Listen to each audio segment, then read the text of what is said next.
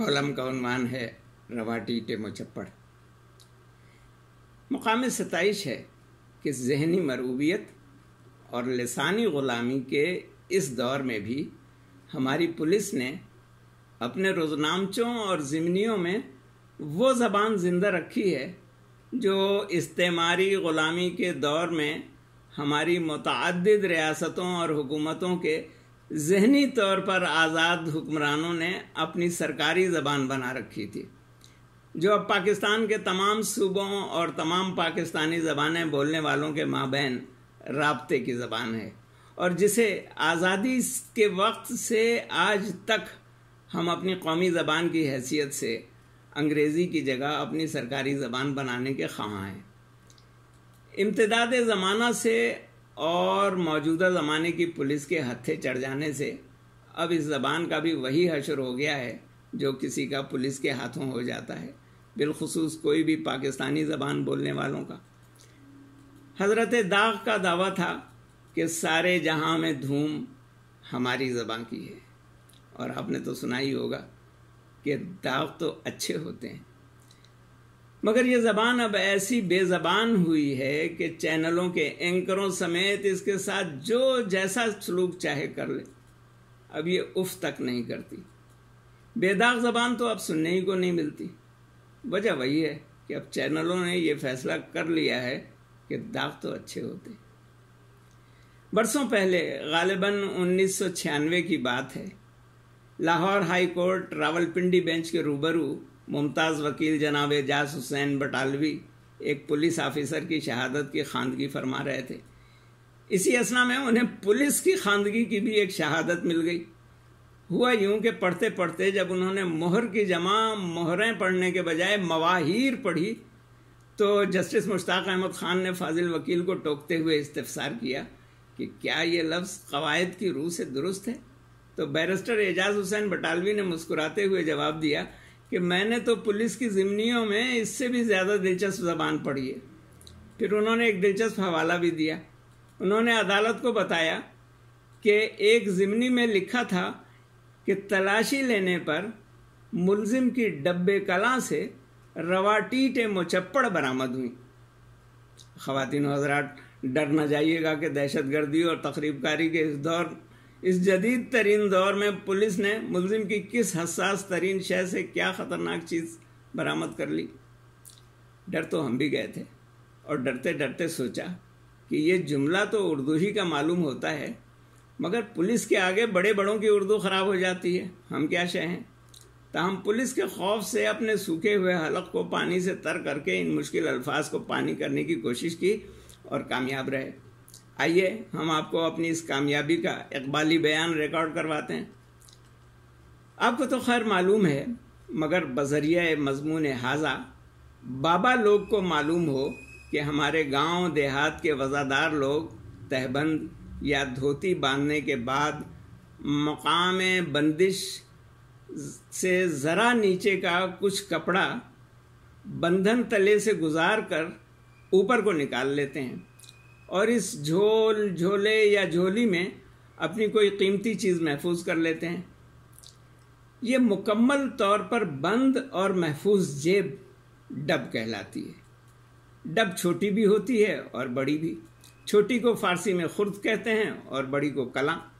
अब बाबा लोगों को यकीनन डब्बे कलां का मतलब तो मालूम हो ही गया होगा।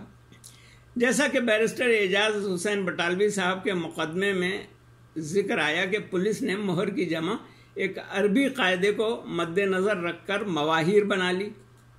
उसी कायदे की रूह से जिसके तहत मजमून की जमा मज़ामीन, मकतूब की जमा मकातीब और मशहूर की जमा मशाहिर बनाई जाती है, मज़कूरा पुलिस ऑफिसर को भी जब किसी भी लुग़त में रोटी की जमा नहीं दिखाई दी, क्योंकि सिवाय पेशावर गदागरों के किसी को भी रोटी जमा करते नहीं देखा गया, ताहम रोटी की जमा उन्हें भी मालूम नहीं होगी, तो उसने खुद मुजतहिद असर या मुजतहिद नस्र बनकर रोटी की जमा रवाटी बना डाली। इसी किस्म के कवायद की रूह से बच्चे की जमा बवाचीच हो सकती है, मर्द की जमा मरदूद और खटमल की जमा खटामिला। अब रह गया लफ्ज़ मुचप्पड़, तो ऐ साहिबो, अगर عطر لگا ہوا لباس معطر ہو سکتا ہے، اور ہم جیسے اینکو لوگوں کو معنق کہا جا سکتا ہے، اور چربی سے بھرے ہوئے گوشت یا شخص کو مچرب قرار دیا جا سکتا ہے، تو آخر چپڑی ہوئی روٹیوں کو مچپڑ کیوں نہیں کہا جا سکتا؟ اب ذرا الگ ترتیب اردو، پنجابی، فارسی اور عربی قواعد و انشاء کے حسین امتزاج سے تخلیق کیے ہوئے اس فقرے کو دوبارہ پڑھ کر دیکھیے کہ بقول احسان دانش کیسے مشکل مسئلے کو ہم نے پانی کر دیا۔ تلاشی لینے پر ملزم کی ڈبے کلاں سے رواٹیٹیں مچپڑ برآمد ہوئیں۔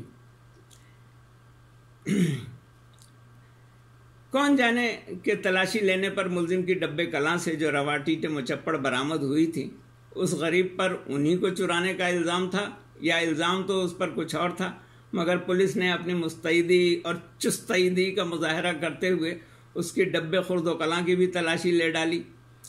خیر گزری کہ ملزم سے اور کچھ نہیں تو رواٹیٹیں مچپڑ ہی برآمد ہو گئیں، ورنہ پولیس کی بابت تو مشہور ہے کہ اگر پولیس آپ کی جیب سے کچھ نکال نہ سکے تو کچھ ڈال دیتی ہے۔ پس مقام شکر ہے کہ پولیس اور اس کی ضمنیوں کے کاغذات کا پیٹ رواٹیٹیں مچپڑ ہی سے بھر گیا، ورنہ وہ جو ایک محاورہ مشہور ہے کہ چپڑی اور دو، تو صیغہ جمع استعمال کرنے سے اندازہ ہوتا ہے کہ پولیس کو بھی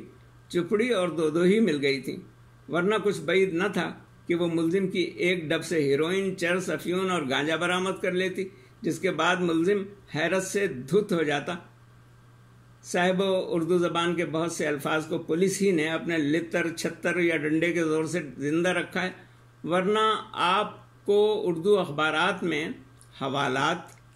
تفتیش، ضمانت، روزنامچہ، ضمنی، نتھی الف، فرد مقبوضگی، سپرداری، موقع واردات، اقبالی بیان، بیان نزعی، اعانت مجرمانہ، مداخلت بیجا، بامور و کار سرکار، حبس بیجا، اغوا برائے تاوان، مجرمانہ حملہ، اقدام قتل عمد، اخفاء جرم اور اشتہار شور و غوغا جیسے الفاظ کی جگہ بھی انگریزی ہی کے الفاظ گٹ پٹ کرتے ہوئے سنائی دیتے۔ ضرورت اس بات کی ہے کہ ہمارا کوئی محقق زبان و بیان پولیس کے ان شہکار فقروں اور ان ادق اصطلاحوں کو پولیس کی مثلوں، روزنامچوں اور ضمنیوں کی قید سے باہر نکال کر لائے اور ان کا ایک مجموعہ چھپوائے، اور قومی زبان کے سرکاری زبان بننے کی راہ میں حائل نوکرشاہی المعروف بیوروکریسی و المشہور با اسٹیبلشمنٹ کو جا کر دکھائے کہ دیکھو اس طرح سے کہتے ہیں سخنور صحرا، اور ان کو یہ بھی سمجھائے کہ اے عزیزو باز آ جاؤ، ورنہ بھلا رواٹیٹ کب تک مچپڑ رہیں گی۔